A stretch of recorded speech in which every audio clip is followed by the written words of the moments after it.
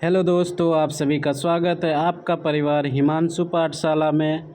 आज हम बात करने वाले हैं रेलवे ग्रुप डी के बारे में। रेलवे ग्रुप डी का आज हम सेट 1 करेंगे, जो कि एग्ज़ाम बहुत नज़दीक आ गया है। 17 नवंबर एग्ज़ाम डेट दे दिया है, इसीलिए हम आज से स्टार्ट करने वाले हैं जीके जीएस का practice set. Total set 40 set होगा, डेली एक सेट होगा। ठीक, तो आज से हम स्टार्ट करेंगे। तो आज क्या है, आज पहला सेट नंबर 1 है, तो आज का क्लास स्टार्ट करते हैं। आज क्या है, प्रैक्टिस सेट 1। तो चलिए शुरू करते हैं। आज का पहला क्वेश्चन है, डेली 25 क्वेश्चन रहेगा। 25 क्वेश्चन का एक सेट रहेगा। 25 क्वेश्चन 40 दिन तक चलेगा। 25 क्वेश्चन का सेट 40 सेट चलेगा। ठीक, तो अगर आपका भी ग्रुप डी का एग्ज़ाम है तो इस वीडियो से ज़रूर जुड़े। चलिए क्लास स्टार्ट करते हैं। इनमें से कौन सा हड़प्पा स्थल गुजरात में पाया जाता है? इनमें से कौन सा हड़प्पा स्थल गुजरात में पाया जाता है? Option A Balathal, option B Khandia, option C Dholavira, option D Manda. क्या होगा इसका आंसर, जल्दी बताइए। क्या हो जाएगा इसका आंसर? Option C Dholavira. क्या हो जाएगा? Option C Dholavira. चलिए इससे रिलेटेड हम कुछ टॉपिक, इससे रिलेटेड कुछ पॉइंट्स हम पढ़ेंगे। क्या है, हड़प्पा युगीन नहर धौलावीरा को संयुक्त राष्ट्र शैक्षिक, वैज्ञानिक और सांस्कृतिक संगठन यूनेस्को ने वैश्विक धरोहर की सूची में 27 जुलाई 2021 को शामिल कर लिया। यानी कि इसको हड़प्पा युगीन नगर को, धौलावीरा को यूनेस्को में कब शामिल किया? 27 जुलाई 2021 में। ठीक, यह गुजरात के रन ऑफ कच्छ में खादिर बेट द्वीप पर स्थित है। यह कहाँ पर स्थित है? गुजरात के रन ऑफ कच्छ के खादिर बेट द्वीप पर स्थित है। यह वैश्विक धरोहर की सूची में जगह बनाने वाला गुजरात का चौथा सिंधु घाटी सभ्यता का पहला, जबकि भारत का 40वां स्थल है। यानी कि वैश्विक धरोहर की सूची में जगह बनाने वाला गुजरात का चौथा नंबर पे है, लेकिन सिंधु घाटी सभ्यता का पहला नंबर पे है। सिंधु घाटी सभ्यता के अगर नज़र से देखेंगे तो पहला नंबर पे है, गुजरात के अथी से देखेंगे तो चौथा नंबर पे है, और पूरा भारत पे देखेंगे तो कितना नंबर पे है? 40वां स्थल है। ठीक, इसकी खोज सबसे पहले 1967-68 ईस्वी में पुरातत्ववेत्ता जगपति जोशी ने की थी। इसकी खोज किसने की थी? जगतपति जोशी ने। ठीक, तो चलिए अगला क्वेश्चन हम देखते हैं, क्वेश्चन नंबर 2। तो अगला क्वेश्चन है, पंच सिद्धांतिका, बृहत संहिता और सांख्य सिद्धांत के लेखक कौन हैं? इसका ऑप्शन है, option A Aryabhata, option B Brahmagupta, option C Bhaskaracharya, option D Varahamihira. तो चलिए इसका आंसर बताइए जल्दी जल्दी। इसका आंसर क्या हो जाएगा? Option D Varahamihira. क्या हो जाएगा? Option D Varahamihira. चलिए तो अगला, इससे रिलेटेड हम कुछ पॉइंट्स पढ़ लेते हैं। पंच सिद्धांतिक, बृहत संहिता और सांख्य सिद्धांत के लेखक वराहमिहिर थे। इन पुस्तकों में त्रिकोणमिति के महत्वपूर्ण सूत्र दिए हैं, जो वराहमिहिर के त्रिकोणमिति ज्ञान के परिचारक हैं। इनकी पुस्तक पंच सिद्धांतिका, यानी कि 5 सिद्धांत ने उन्हें फलित ज्योतिष में वही स्थान दिलाया है जो राजनीति दर्शन में कौटिल्य का, व्याकरण में पाणिनि का और विधान में मनु का। ठीक, अगला क्वेश्चन देखते हैं, क्वेश्चन नंबर 3। क्वेश्चन नंबर 3 है, इनमें से किस मृत्यु चौगान खेलने के दौरान हुई थी? क्या हो जाएगा इसका ऑप्शन? ऑप्शन ए है कुतुबुद्दीन ऐबक, ऑप्शन बी है फिरोज शाह तुगलक, ऑप्शन सी है अलाउद्दीन खिलजी, ऑप्शन डी है इल्तुतमिश। तो चलिए इसका आंसर जल्दी बताइए, क्या होगा इसका आंसर? इसका आंसर हो जाएगा आपका कुतुबुद्दीन ऐबक। क्या हो जाएगा? Option A Qutbuddin Aibak. चलिए इससे रिलेटेड कुछ हम इम्पोर्टेंट पॉइंट्स देख लेते हैं। क्या है? कुतुबुद्दीन ऐबक 1206 से 1210। कुतुबुद्दीन ऐबक का शासनकाल कब से कब तक था? 1206 से 1210 की मृत्यु 1210 में लाहौर में चौगान पोलो खेलते समय घोड़े से गिरकर हो गई थी। कुतुबुद्दीन ऐबक का जो मृत्यु है कब हुआ था? 1210 ईस्वी में, जो कि लाहौर में पोलो खेलते समय घोड़े से गिरकर उसकी मृत्यु हो गई थी। ऐबक का मकबरा लाहौर में स्थित है। ऐबक का मकबरा कहाँ पर स्थित है? लाहौर में। कुतुबुद्दीन मोहम्मद गौरी का दास था। कुतुबुद्दीन कौन था? मोहम्मद गौरी का दास था। दास का मतलब क्या होता है? गुलाम था। अगला पॉइंट देखेंगे, ऐबक ने उत्तर भारत में पहली मस्जिद कुव्वत उल इस्लाम का निर्माण दिल्ली में करवाया था। ठीक, ऐबक ने पहली मस्जिद का निर्माण कहाँ करवाया था? दिल्ली में, जो विष्णु मंदिर के स्थान पर बनवाई गई थी। कहाँ पर बनवाई गई थी? विष्णु मंदिर के स्थान पर बनवाई गई थी। अजमेर में संस्कृत विश्वविद्यालय के स्थान पर 2.5 दिन का झोपड़ा का निर्माण करवाया तथा सूफी संत कुतुबुद्दीन बख्तियार काकी की याद में कुतुब मीनार का निर्माण करवाया। कुतुबुद्दीन को लाख बख्श यानी कि लाखों का दान करने वाला, लाखों का दान करने वालों को क्या कहते हैं? लाख बख्श। ठीक, कुरान ख्वां का मतलब क्या हुआ? सुरीले स्वर में कुरान पढ़ने वाला। कुरान ख्वां का मतलब क्या हुआ? सुरीले स्वर में कुरान पढ़ने वाला। ठीक, कहा जाता है। अगला क्वेश्चन देखेंगे। अगला क्वेश्चन है, अंग्रेजी ईस्ट इंडिया कंपनी को डैश नाम से भी जाना जाता था। अंग्रेजी ईस्ट इंडिया कंपनी को और किस नाम से जाना जाता था? Option A William company, option B John company, option C lord company, option D Lawrence company. तो क्या हो जाएगा इसका आंसर? इसका आंसर हो जाएगा आपका ऑप्शन बी जॉन कंपनी। क्या हो जाएगा answer? Option B John company. तो चलिए इससे रिलेटेड कुछ हम टॉप पॉइंट्स देखते हैं। क्या है? अंग्रेजी ईस्ट इंडिया कंपनी को जॉन कंपनी के नाम से भी जाना जाता था। अंग्रेजी ईस्ट इंडिया कंपनी को और किस नाम से जाना जाता था? जॉन कंपनी के नाम से भी जाना जाता था। चलिए अगला क्वेश्चन देखते हैं। अगला क्वेश्चन है, 1505 ईस्वी में भारत के पहले पुर्तगाली वायसराय द्वारा किस किले का निर्माण कराया गया था?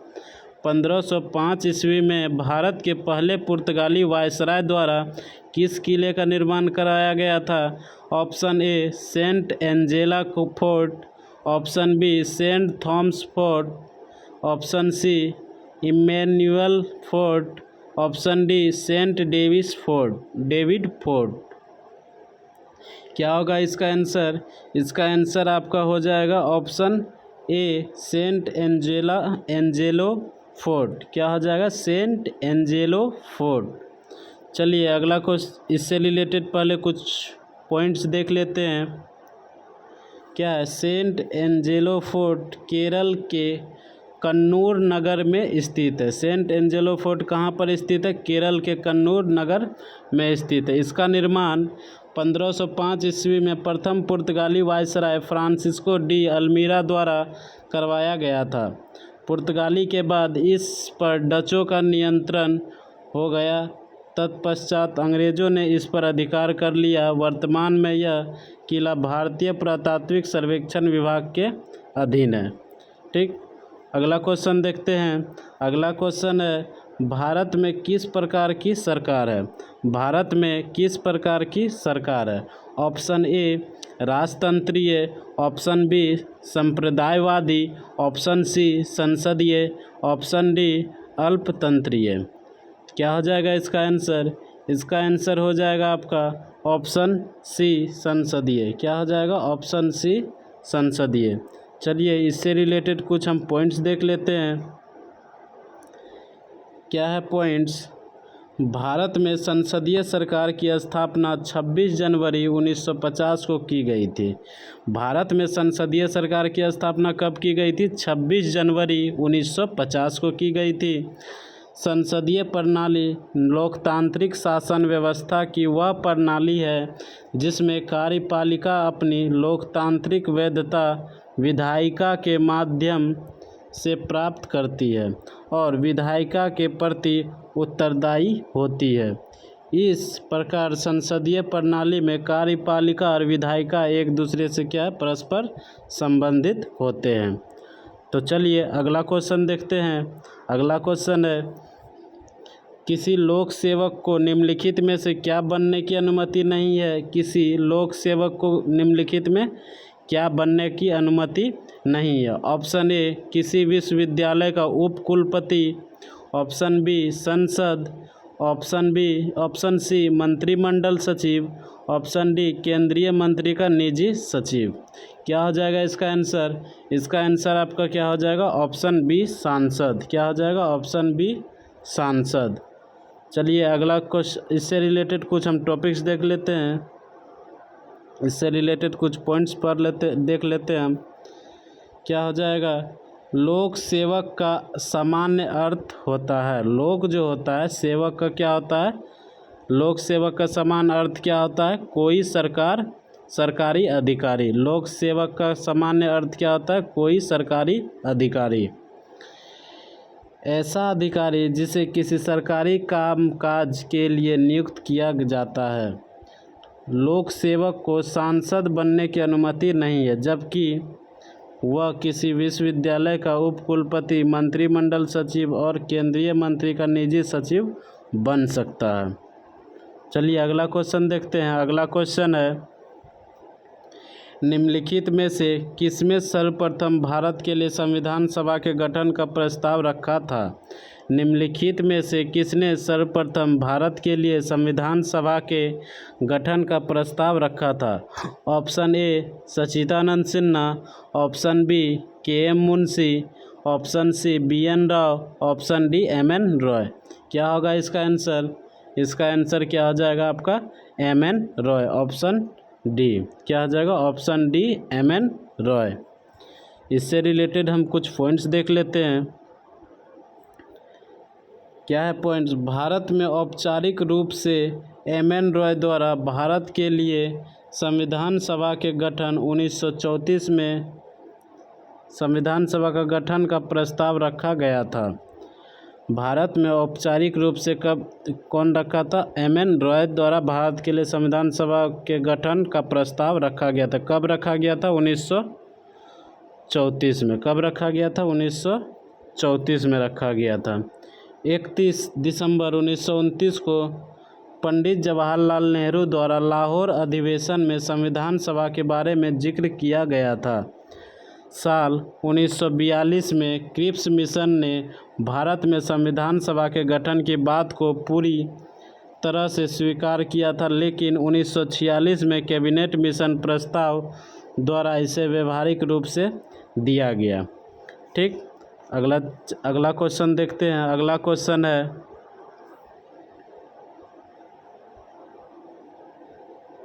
निम्न में से कौन कथन सही है? निम्न में से कौन सा कथन सही है?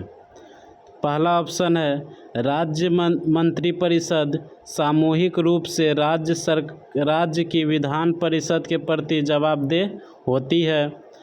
ऑप्शन बी, राज्य मंत्रिपरिषद सामूहिक रूप से राज्यसभा के प्रति जवाबदेह होती है।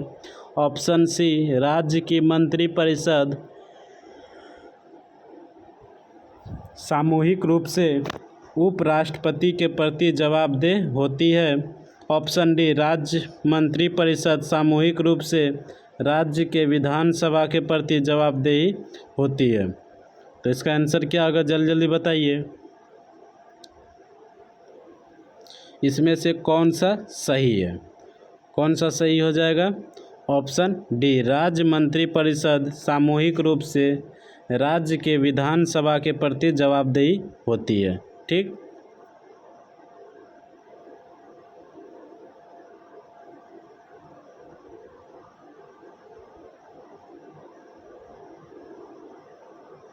इससे रिलेटेड हम कुछ पॉइंट्स देखते हैं। संविधान के अनुच्छेद 163 के अनुसार राज्यपाल को सहायता और सलाह देने के लिए एक मंत्रिपरिषद होगी, जिसका प्रधान मुख्यमंत्री होगा। मंत्रिपरिषद राज्य की विधानसभा के प्रति सामूहिक रूप से उत्तरदायी होगी। यह किसमें है? अनुच्छेद 164(2) में। चलिए अगला क्वेश्चन देखते हैं। अगला क्वेश्चन है, निम्नलिखित में से किस देश में संघीय सरकार की प्रणाली लागू नहीं है? निम्नलिखित में से किस देश में संघीय सरकार की प्रणाली लागू नहीं है? Option A USA, option B Australia, option C Bharat, option D China. क्या होगा इसका आंसर? इसका आंसर आपका क्या हो जाएगा? Option D China. क्या हो जाएगा? ऑप्शन डी चीन। अगला क्वेश्चन इससे रिलेटेड पहले कुछ पॉइंट्स देख लेते हैं। क्या है? चीन में संघीय सरकार की प्रणाली लागू नहीं है। चीन में संघीय सरकार की प्रणाली क्या लागू नहीं है? यहाँ एकात्मक शासन व्यवस्था स्थापित है। यहाँ पर क्या है? एकात्मक शासन व्यवस्था स्थापित है। विश्व के अधिकांश देशों में एकात्मक शासन प्रणाली है। उदाहरण के लिए जैसे एग्जाम्पल यूनाइटेड किंगडम, चीन, जापान, फ्रांस etc। अगला क्वेश्चन देखते हैं। अगला क्वेश्चन है, गैस, धूल और अरबों सितारों का एक विशाल संग्रह कहलाता है। गैस, धूल और अरबों सितारों का एक विशाल संग्रह क्या कहलाता है? ऑप्शन ए ब्रह्मांड, ऑप्शन बी आकाशगंगा, ऑप्शन सी नक्षत्र, ऑप्शन डी विश्व। क्या होगा इसका आंसर? क्या हो जाएगा इसका आंसर? आकाश गंगा, ऑप्शन बी। क्या हो जाएगा? ऑप्शन बी आकाश गंगा। ठीक, अगला क्वेश्चन देखते हैं। अगला इससे रिलेटेड कुछ पहले पॉइंट्स देख लेते हैं। क्या है पॉइंट्स? अरबों तारे, धूल और गैसों के बादल में एक विशाल संग्रह को आकाशगंगा के रूप में जाना जाता है। आकाशगंगा के निर्माण की शुरुआत हाइड्रोजन गैस से बने विशाल बादल के संचयन से होता है, जिसे नीहारिका कहते हैं। हमारी पृथ्वी की आकाशगंगा दुग्ध मेखला सर्पिल आकृति है। आकाशगंगा का कैसा आकृति है? सर्पिल, सर्पिलाकार। ये याद रखना, बहुत इंपॉर्टेंट क्वेश्चन है। चलिए अगला देखते हैं। अगला क्वेश्चन है, गंगा के मैदानी इलाकों में डैश मिट्टी है। गंगा के मैदानी इलाकों में कौन सी मिट्टी है? ऑप्शन ए काली, option B laterite, option C कछारी, ऑप्शन डी शुष्क। क्या हो जाएगा इसका आंसर? Option C Kachari. क्या हो जाएगा आंसर? Option C Kachari. चलिए इससे रिलेटेड कुछ पॉइंट्स देख लेते हैं हम। क्या है पॉइंट्स? भारत का उत्तरी मैदान कछारी मिट्टी द्वारा आच्छादित है। हिमालय पर्वत और दक्षिणी प्रायद्वीपीय पठार के मध्य सिंधु, गंगा और ब्रह्मपुत्र नदियों के निक्षेप क्रिया द्वारा निर्मित एक विशाल तथा महत्वपूर्ण मैदान स्थित है। इसे सिंधु, गंगा, ब्रह्मपुत्र का मैदान भी कहते हैं। इसको और क्या कहते हैं? सिंधु, गंगा, ब्रह्मपुत्र का मैदान भी कहते हैं। जलोढ़ मिट्टी उर्वरता के दृष्टिकोण से काफ़ी अच्छी मानी जाती है। इनमें धान, गेहूँ, मक्का, तिलहन, दलहन, आलू आदि फसलें उगाई जाती है। चलिए अगला क्वेश्चन देखते हैं, जल्दी इसका जवाब दीजिए। ग्रेनाइट किसका एक उदाहरण है? ग्रेनाइट किसका एक उदाहरण है? ऑप्शन ए रूपांतरित चट्टान, ऑप्शन बी अवसादी चट्टान, ऑप्शन सी आग्नेय चट्टान, ऑप्शन डी कृत्रिम पत्थर। जल्दी इसका आंसर दीजिए।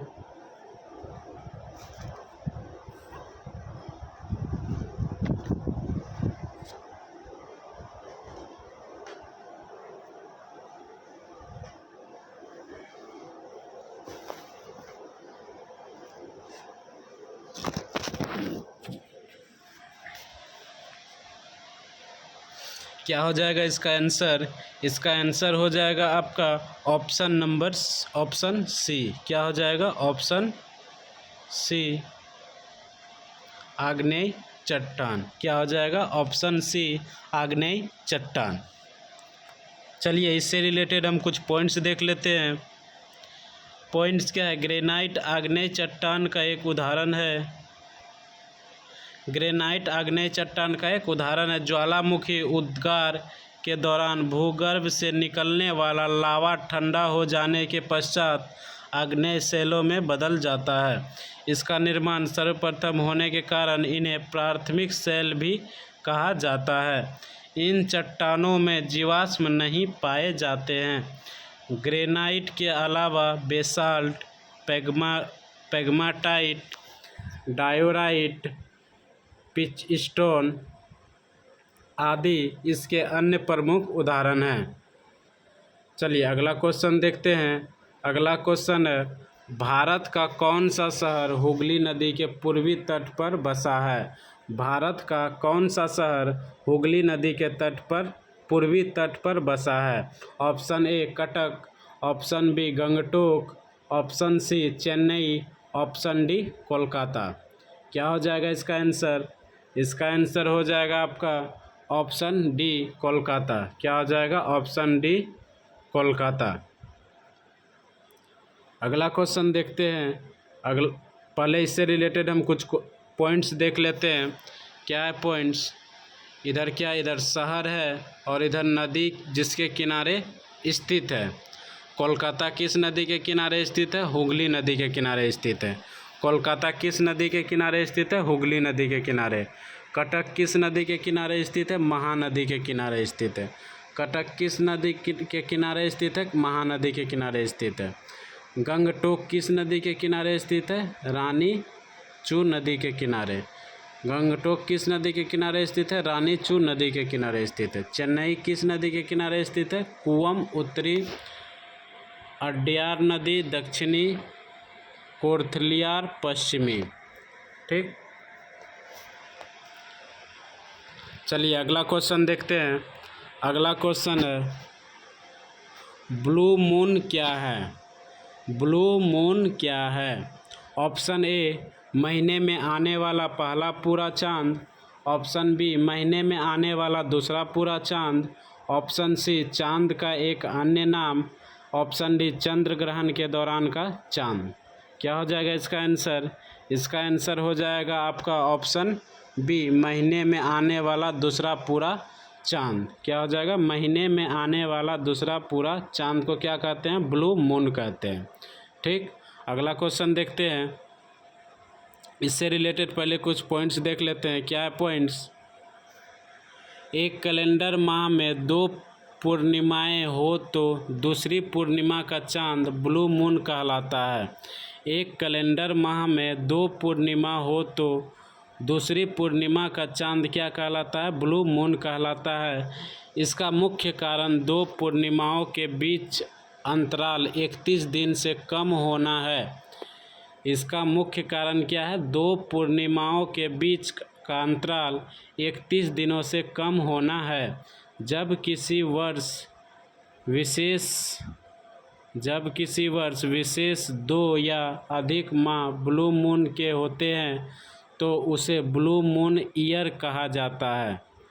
क्या होता है? जब किसी वर्ष विशेष में 2 या अधिक माह ब्लू मून में होते हैं, 2 या अधिक माह ब्लू मून में होते हैं तो उसको क्या बोला जाता है? ब्लू मून ईयर भी कहा जाता है। ठीक, अगला क्वेश्चन देखते हैं। अगला क्वेश्चन है, निम्न में से कौन सा उत्पादन लागत में शामिल ऊपरी व्यय है? निम्न में से कौन सा उत्पादन लागत में शामिल ऊपरी व्यय है? ऑप्शन ए कच्चा माल, ऑप्शन बी श्रम, ऑप्शन सी उपभोज्य विनिर्माण आपूर्ति, ऑप्शन डी बीमा। क्या हो जाएगा इसका आंसर?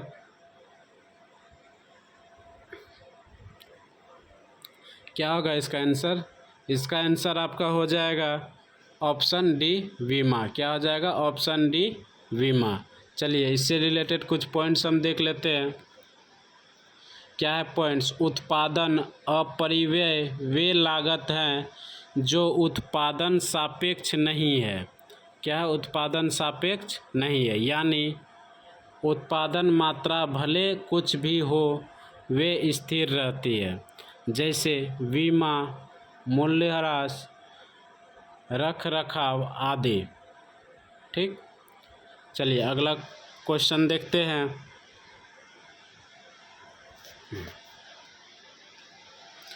अगला क्वेश्चन है अर्थशास्त्र में औसत उत्पाद बराबर डैश भागा श्रम। क्या हो जाएगा? अर्थशास्त्र में औसत उत्पाद का फॉर्मूला क्या होता है? डैश भागा श्रम का डैश के जगह पर क्या आएगा? ऑप्शन ए परिवर्तनीय लागत, ऑप्शन बी सीमांत उत्पाद, ऑप्शन सी निश्चित लागत, ऑप्शन डी कुल उत्पाद। क्या होगा इसका आंसर? इसका आंसर हो जाएगा ऑप्शन डी कुल उत्पाद। क्या हो जाएगा? ऑप्शन डी कुल उत्पाद। इसका फार्मूला क्या आ जाएगा? औसत उत्पाद बराबर कुल उत्पाद बटे श्रम। क्या हो जाएगा इसका फार्मूला? औसत उत्पाद बराबर कुल उत्पाद बटे श्रम। इससे रिलेटेड कुछ पॉइंट्स हम देख लेते हैं।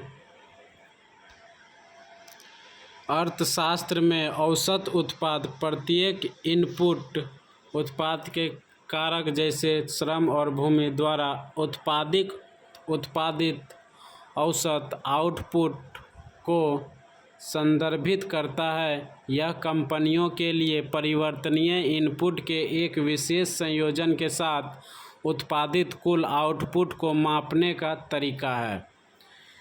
ठीक, औसत उत्पाद बराबर क्या होता है? कुल उत्पाद बटे श्रम।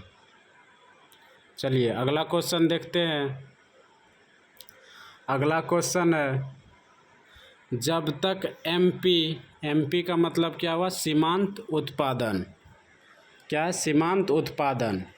जब तक एमपी औसत उत्पादन को क्या बोलते हैं? एपी से अधिक रहता है तब तक औसत उत्पाद डैश रहता है। जब तक एमपी यानी जब तक सीमांत उत्पाद औसत उत्पाद से अधिक रहता है तब तक औसत उत्पाद डैश रहता है। ऑप्शन ए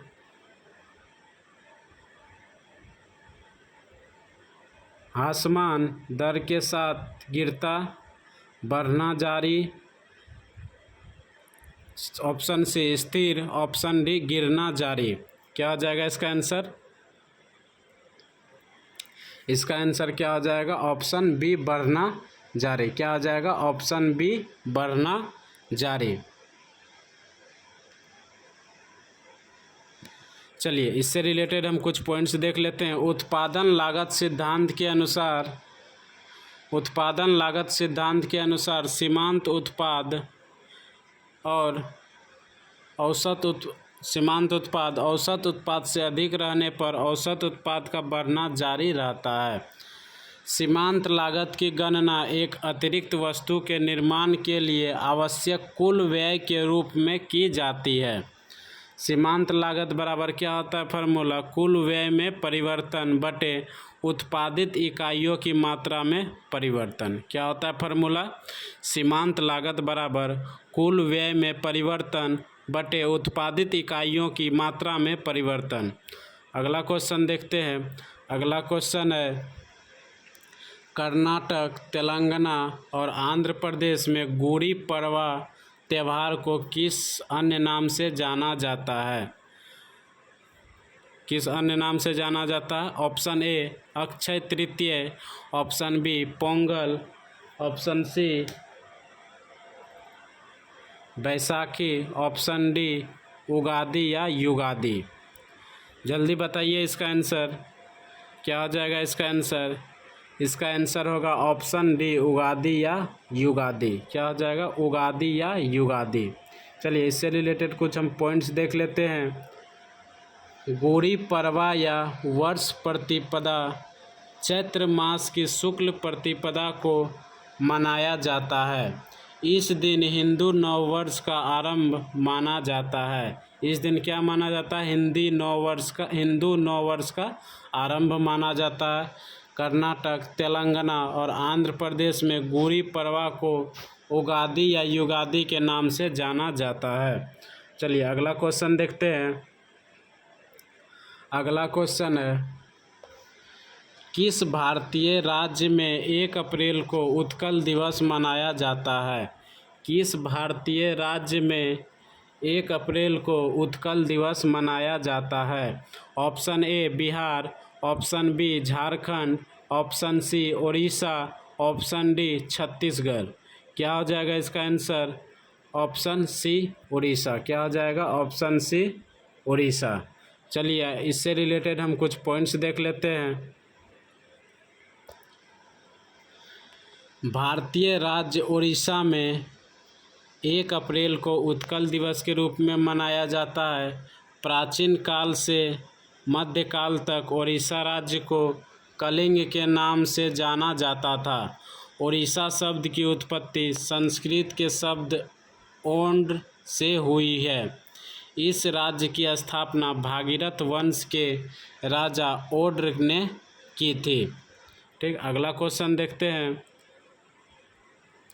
अगला क्वेश्चन है, अल्फ्रेड नोबेल पुरस्कार की स्थापना करने वाले अल्फ्रेड नोबेल ने किस चीज़ का आविष्कार किया? अल्फ्रेड नोबेल पुरस्कार की स्थापना करने वाले अल्फ्रेड नोबेल ने किस चीज़ का आविष्कार किया? Option A compass, option B dynamite, option C penicillin, option D light bulb.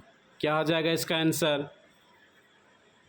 इसका आंसर हो जाएगा आपका ऑप्शन बी डायनामाइट। क्या हो जाएगा? Option B dynamite. Alfred Nobel ने किस चीज़ का आविष्कार किया था? डायनामाइट का।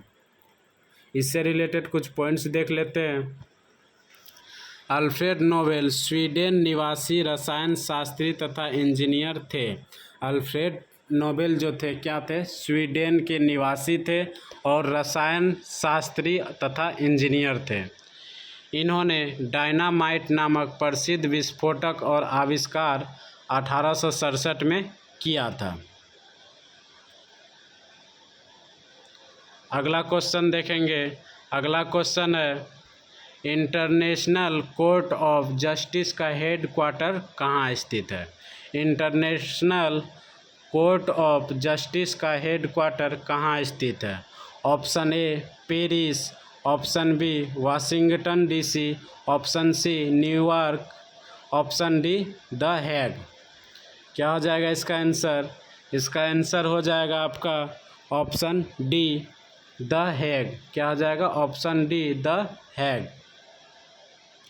चलिए अगला क्वेश्चन, इससे रिलेटेड कुछ पॉइंट्स देख लेते हैं। क्या है पॉइंट्स?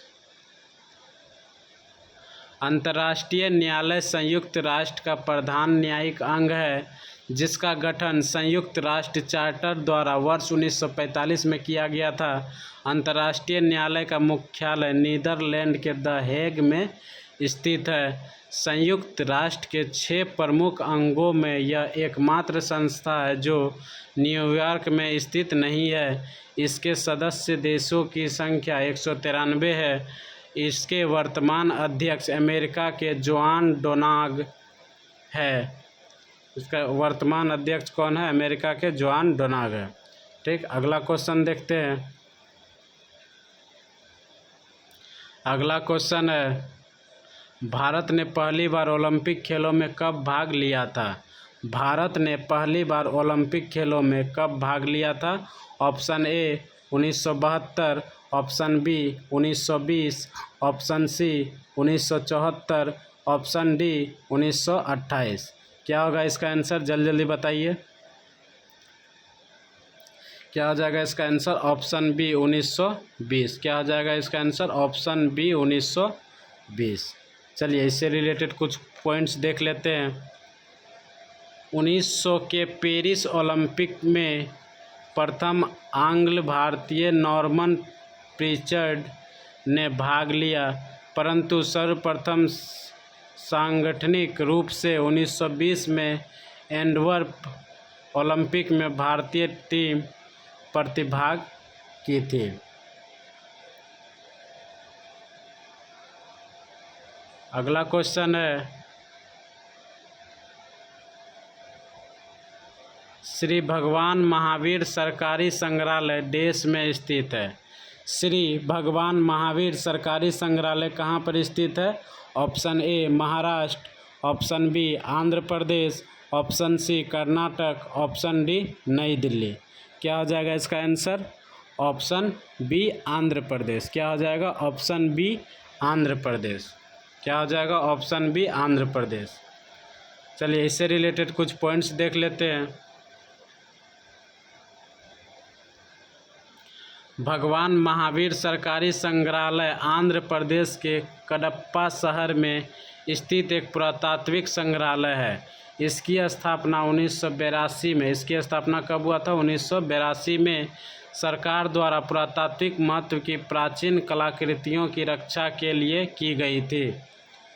चलिए अगला क्वेश्चन देखते हैं और आज का लास्ट क्वेश्चन है। और ये क्वेश्चन होने से पहले आप लोग को एक बात बताना चाहते हैं कि आप लोग जो भी 25 क्वेश्चन अभी किए उसमें से कितना सही हुआ कितना गलत हुआ ये कमेंट बॉक्स में ज़रूर बताइएगा आप लोग। तो आज का लास्ट क्वेश्चन क्या है?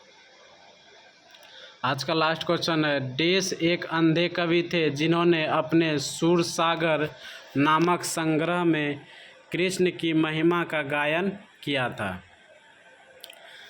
Option A Surdas, option B Chaitanya, option C Vidyapati, option D Vir Das.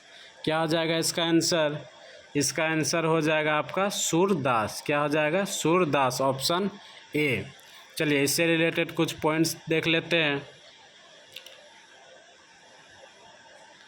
Tulsidas की भांति ही हिंदी भाषा के एक अत्यंत प्रसिद्ध संत सूरदास थे, जिनके जन्म व मृत्यु के संबंध में काफ़ी विवाद है, परंतु इनका समय संभवतः 16वीं व 17वीं शताब्दी के मध्य हुआ माना जाता है। कहा जाता है कि वे जन्मांध थे, परंतु उनमें सगुण बताने की अद्भुत क्षमता थी। संगीत में भी वे आरंभ से ही प्रवीण थे। सूरदास द्वारा ब्रज भाषा में लिखित कृष्ण भक्ति के पद के इनके 3 ग्रंथों में संकलित किया गया। सूरसारावली, सूरसागर तथा साहित्य लहरी इनमें से सबसे प्रसिद्ध सूरसागर हैं। क्या इनमें से सबसे प्रसिद्ध सूरसागर हैं? आज के लिए इतना ही। अगर वीडियो अच्छा लगा हो तो वीडियो को लाइक ज़रूर कीजिएगा और चैनल को सब्सक्राइब ज़रूर कीजिएगा और बेल आइकन दबा लीजिएगा ताकि हम कोई भी वीडियो अपलोड करें तो आपके पास नोटिफिकेशन चला जाए, और अपने दोस्तों को भी शेयर कीजिएगा। चलिए मिलते हैं अगले वीडियो में। धन्यवाद।